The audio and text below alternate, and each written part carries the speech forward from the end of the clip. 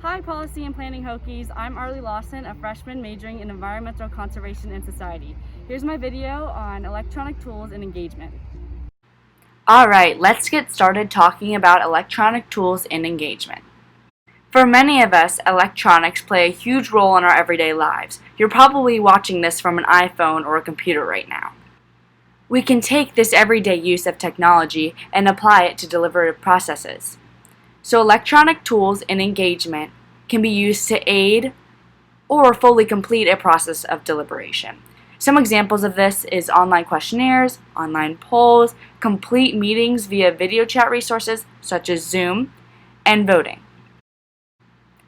We can take these electronic tools and approaches and apply it to the IAP2 spectrum of participation we discussed earlier in this course.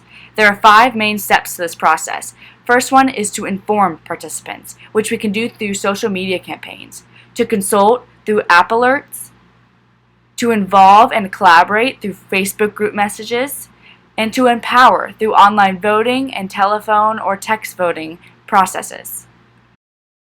So now that you have a general idea of how electronics can be used in deliberative processes, let's talk about how to tackle this form of engagement. First, you must research your topic in order to establish what participants are needed to complete the process and what are the intended outcomes of the process. Next, you must determine how best to reach these outcomes. What do you expect and want and need out of your participants? Next, you have to research and become informed on how best to reach out to your participants. What platforms are they most active on? And once you have picked that platform, ensure a healthy discussion is occurring within it. Finally, you must collect and analyze the responses received by participants in order to form major conclusions within the discussions and enabling citizens to make final decisions for themselves. There are both advantages and disadvantages to use of electronic tools and engagement. Advantages can include the increased convenience for participants and a broader range of access to certain participants.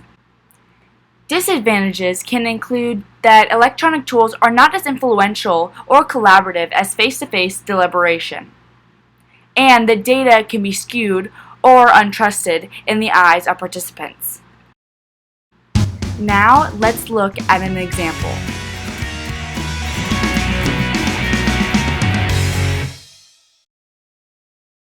The Voting Systems Assessment Project in Los Angeles County was created with the goal of improving voting access and convenience for participants. Through their process, they discovered the major challenges experienced by citizens in the area. These challenges included, but were not limited to, strict poll times, language barriers, and accessibility for those with disabilities. Let's take a look at a short video produced by the Voting Systems Assessment Project to further explain their process. My team works on the Voting Systems Assessment Project. That project began as a project with the goal of implementing a new voting system for the county to ensure that the systems that we're using really meets the needs of our voters. We're here to serve the public, and we need to understand that although we might not see it every day, our work really impacts the lives of many people.